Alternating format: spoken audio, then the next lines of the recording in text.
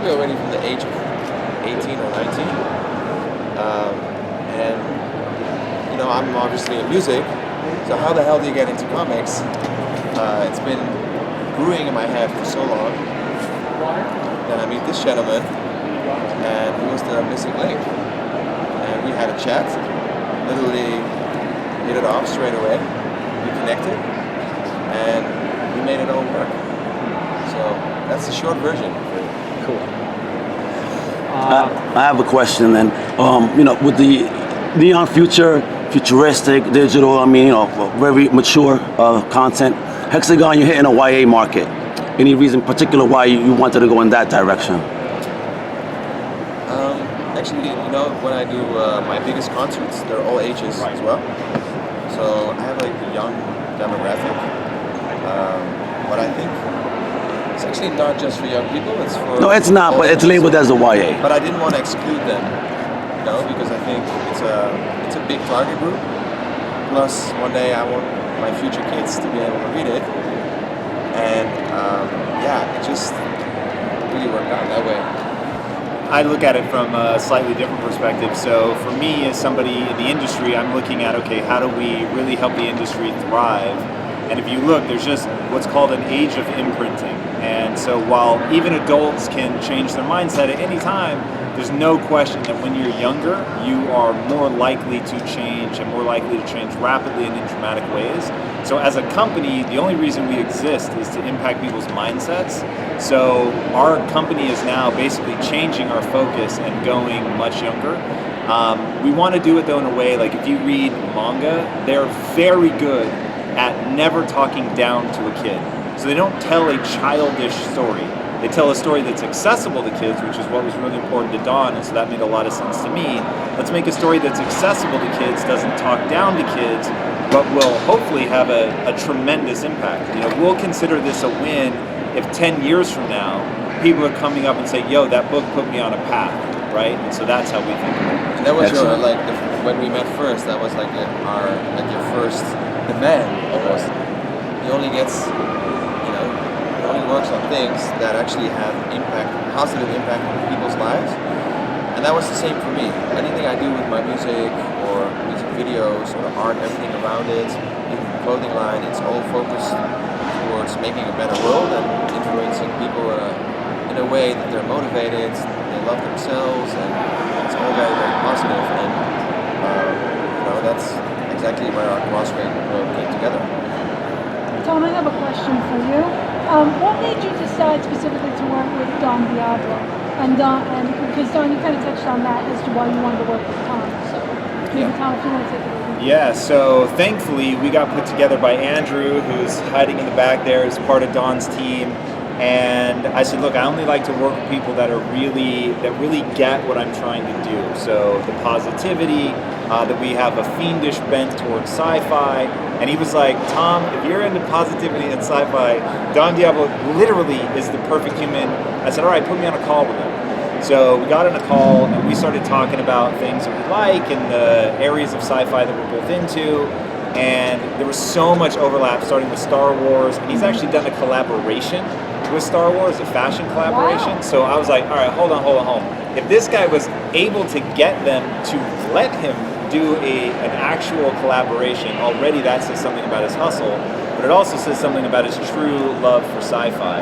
And then when we were talking about positivity and impact, and it was just, we were so clearly on the same page. So, you know, we now get approached a lot to do projects, and the one thing, I only work with people who have zero interest in a vanity project. They want to tell a real story that has real impact, and that is Don literally from top to bottom. And it's fun watching the world discover more and more what he's about outside of the DJ booth and realize that he truly is a different animal. So I got a chance to see that on that call. We talked for a very long time, and it was just clear that it would be an amazing creative collaboration, and it has been extraordinary.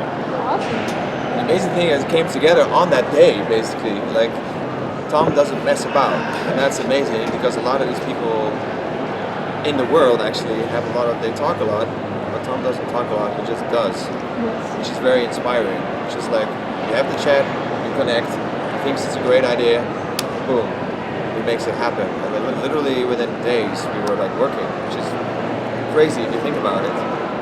Never really ever happens in real life. So it's like a real life comic book hero. And how do you tackle the creative process? Coming from music and into comics, is the transition simple? Is there a transition? Do you tackle it the same? The music and comics. I think like what I do with my music, I tell stories. Tom was already saying that. Like I'm not in the music to make a lot of money or to party every day. I'm a pretty serious guy. I actually never drank. I never did alcohol. I never did drugs. I never smoked in my life. So I'm very focused on my craft. And if you listen to my lyrics, they're very they have their stories in it. And if you look at my aesthetics, everything's already very futuristic. My last album was called Future, and everything revolves around the idea of time. So there was the basic concept of the story, and we spoke about this. Then obviously it needs to be elaborated on. And then the three of us, together with Michael, we started to kind of just dissecting what's cool, what's not cool, how can we make this better, how can we make this work within the comic world, within the sci-fi world, and that's how we came together to make the story that we have right now. But it was sort of a three-way where I guess everything worked, everybody had its own separate role, but it was really strict on the deadlines. Literally you got like 5 minutes to decide on this, and like, duh! I'm literally like holding one thing in my hand, and then I'm literally at a show somewhere in the middle of my show, I'm just texting it, what's going on here? It's like, need approval on this. I'm like, duh, yes. So yeah, that was pretty crazy. But I like that. I like adrenaline. I like to get things done, and you just really push things forward. It was like I just jumped in a moving train, and that's, that just kept going. To expand on that, Don, you tend to be a very visual person. You're someone who likes to integrate music, film, now graphics. Is there any possibility of bringing something like this to either a series or the big screen or anything like that, just for a more visual impact? Yeah, I mean, we spoke about that from the beginning. That's our goal, right? To take it to that next level. Like, my background is actually, I'm officially a documentary maker. I studied journalism, direction, documentary making. So, film and video, like I do all my own music videos. That's kind of my little thing. Actually, that's what I wanted to do when I grew up, but I ended up going into music. Similar, Tom has a similar life story where we did things and people perceive us to be a certain person. But now we have opportunities to create a new self and show everything else we can do thanks to the success we've had in another business. But for me, making it a film, making it a cartoon, that's the end goal. And I think Tom can agree with that. That's what he said from the beginning. It's nice that you want to make a comic book, but fill in.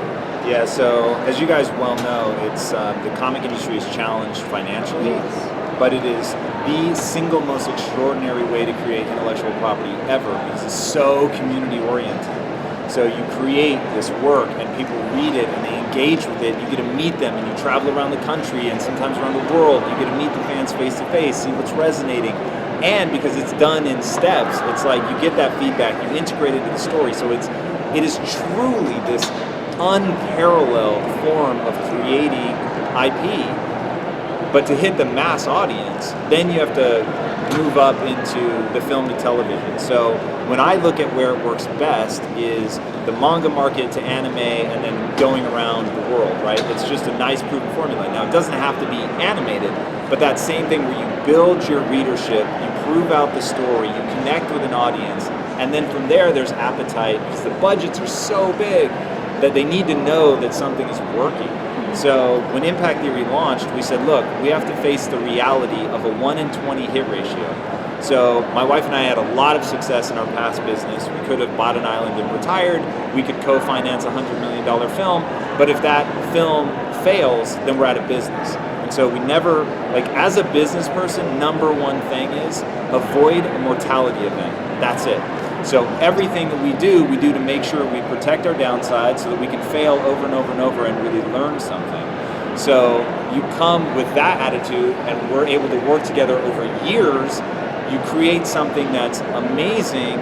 So it's all about community. It's about partnerships where you care about the other person. You share a work ethic. You share a vision. You share values. Now you've got the time to explore and make something great. I also think, elaborating on that, on your question actually, I think that's where it gets extra special, because obviously when things start moving, you can add music to it, then you can imagine they'll go to the next level. So that's definitely my goal as well, because that's where it gets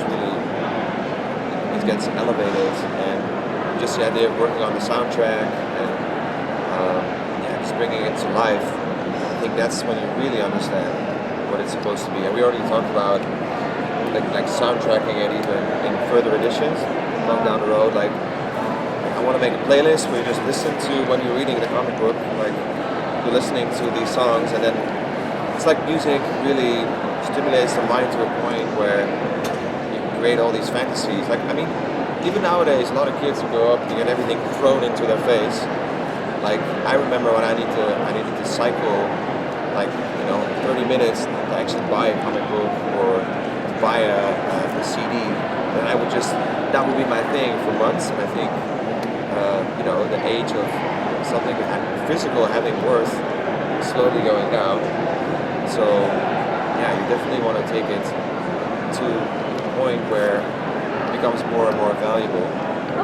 But I think the idea of actually creating a physical comic book was actually as non-futuristic as it gets, Yes. if you think about it, but at the same time it's very romantic, It is. I'm interested in the formation of the team here now with Morrissey. Unfortunately not here. Rat Pack Lee. How did you guys form together? I mean, who came? How did y'all pitch Morrissey on this? So he's an amazing writer. So thankfully, the guys at Vault, he was working there. I reached out to them before our first book came out and said, hey, I think what you're doing in a distribution model is actually really interesting. I'd love to talk to you, get to know you. I consider myself a disruptor. They've always been incredibly kind to me. They said, hey, if there's ever anybody you ever want to meet, let me know. And I was like, the guy that writes Wasted Space, like that book is so good. I got to meet that guy. And they're like, he's actually here right now. So this was at Emerald City. And popped up to Artist Alley. They introduced me to him, and I said, dude, I think you are amazing. I would love to work with you on something. I don't know what, let me know. And he was like, yeah, I'd be super interested. When I first talked to Don, I realized we vibe on Star Wars. I was like, holy shit, this guy Morrissey actually writes fucking Star Wars. I was like, this is too perfect. So I said, take a look at this guy, let me know what you think. He loved him, got Morrissey on the phone with us, we jammed creatively. It was just an instant click. Like you could hear it click into place. And so we're like, all right, this is a team. And then Jeremy Raidpack draws one of our other books, and a part of it, because our other book is broken into two pieces. You've got the real world, the digital world. Jeremy draws the digital world.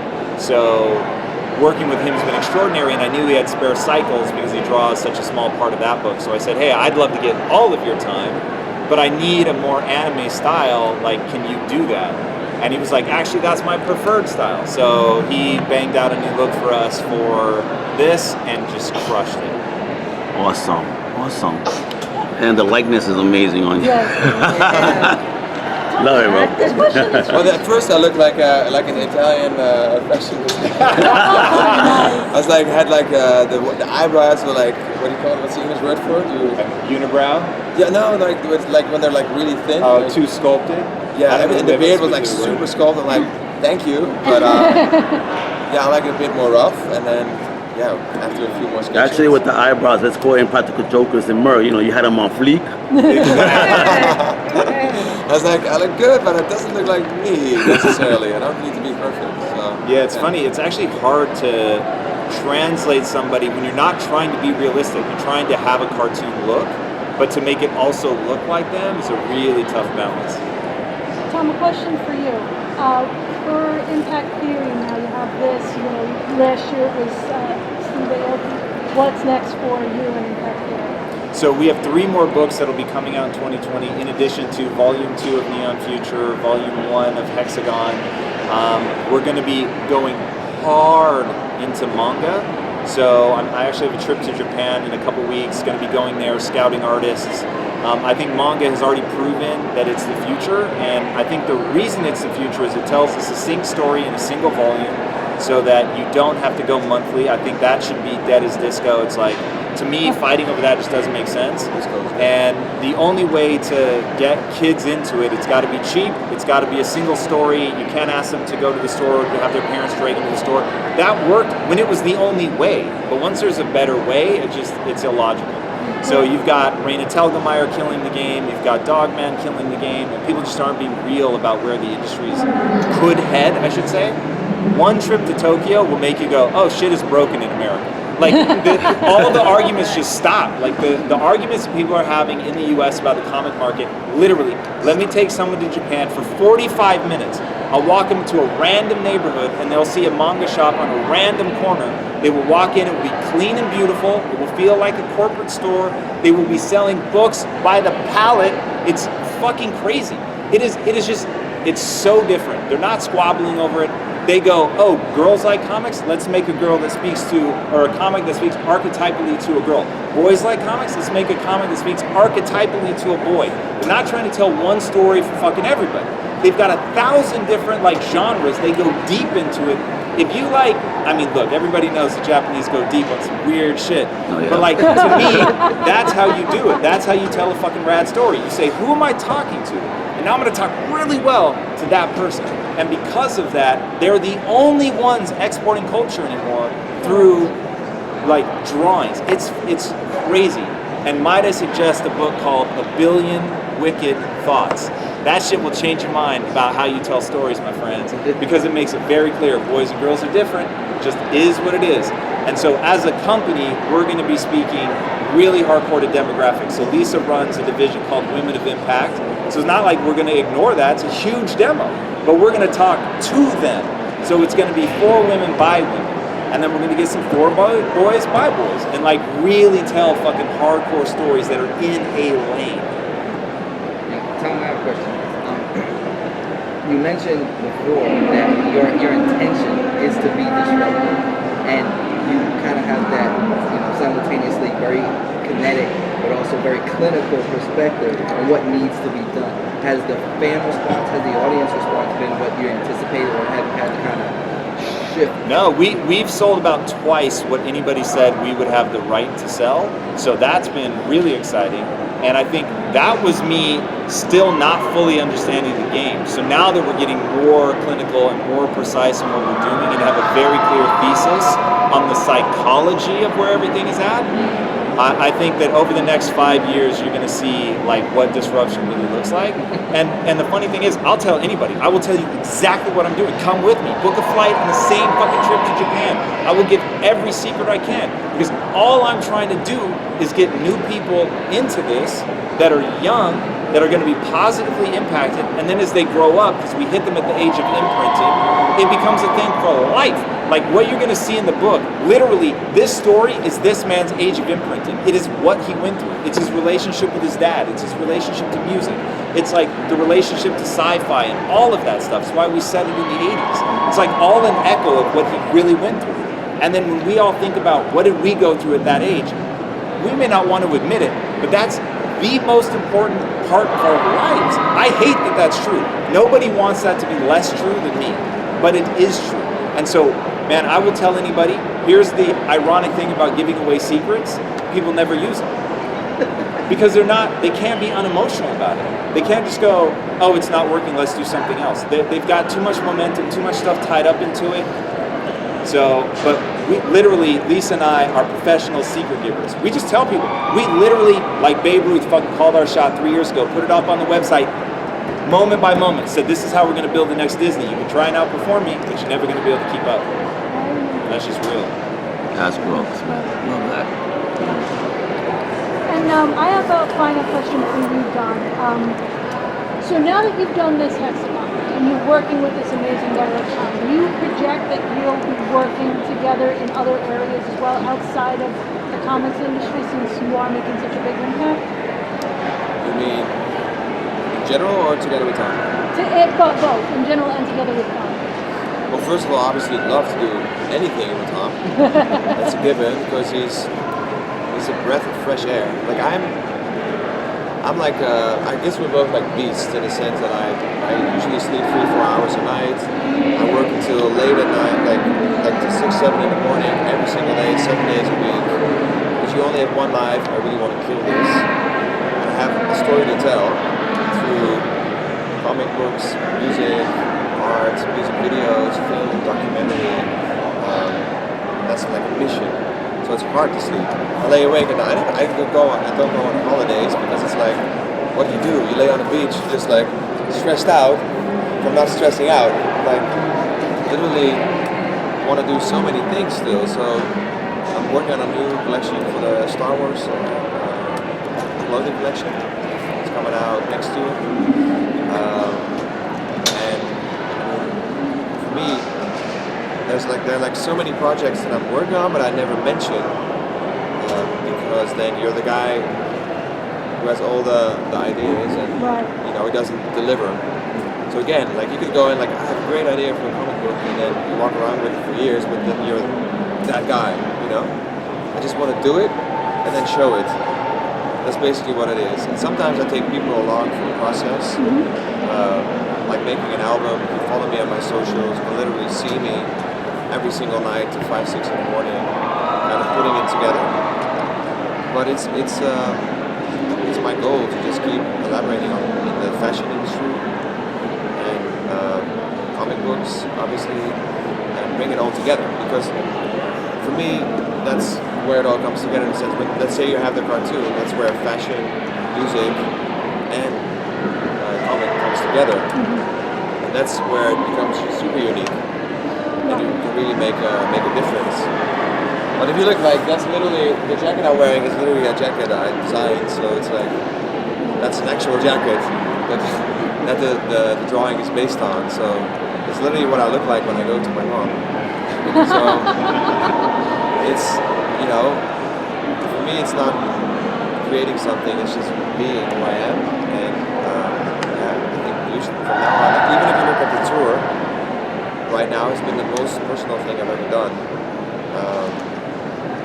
I'm not doing like epic intros, I'm like doing documentary style intros, almost inspired by Tom, like telling my story, and just being really honest. Because at the end of the day, like we're all just fumbling around on this earth trying to make things happen, and you're just as good as your last success. So that's the way I look at it. I look at every single day like it's going to be over tomorrow. So you might as well make your dreams happen right now. And this has been a huge part of it. And then you come across someone like Tom, and you have a mutual. We're basically just two kids, just playing around and wanting to show whatever it is that we made to the world, right? And it comes from a place of passion, and there's no aggressiveness in it. There's not a direct, It's firstly about the art and about the pleasure of creating something together.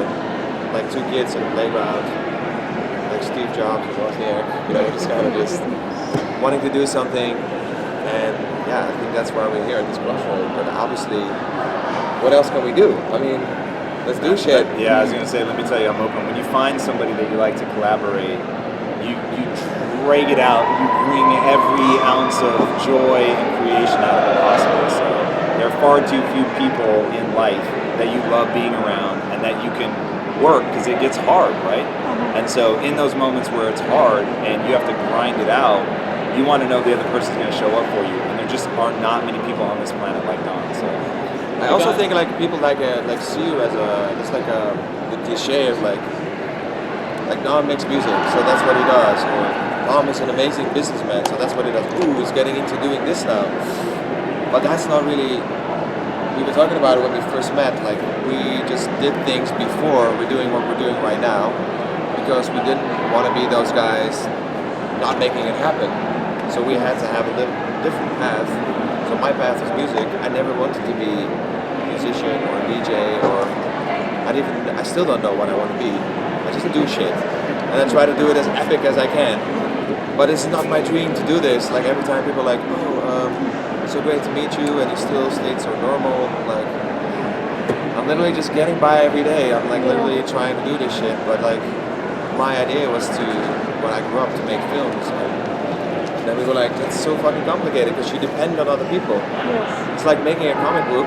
You can have the greatest idea, but you need an amazing team. You need a visionaire, and you can't do it by yourself. And you need to grow towards that process. So I think, even in my country, like I remember I did this last year. I did the Star Wars collaboration. And people came to me like, we launched it in this giant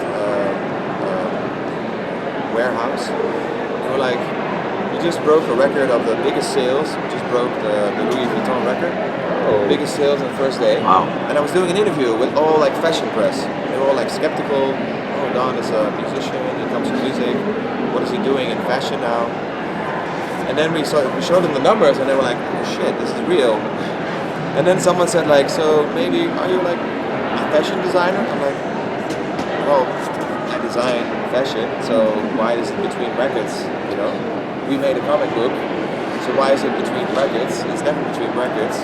It just comes from different angles, different influences. And I think that's what we did here. We created something from our completely different backgrounds. And yeah, it's something really honest, I think, because we don't need to do it. We do it from the heart because we can. Well, I think that's why you and Tom work so well together, because Tom's got that reputation of just, thugging it out and being like, this is what it is. So. And I think, exactly, I think a lot of people do stuff sometimes out of desperation. They're like, I need to do this, like, duh. But here it's like, you just literally, you do it because we're both super busy, but this is our passion project. Yes. We wanted to do this. Guys, I'm sorry, we need to wrap because we've got to get Don and Tom to the sci-fi stage, so I hate to be that guy. Must have ran You're not that guy. Thank you guys so much for the Thank interest. you. We cannot thank you enough. Oh man, we're down with impact always. Thank you. Yeah, we Always love good to see you. Tom.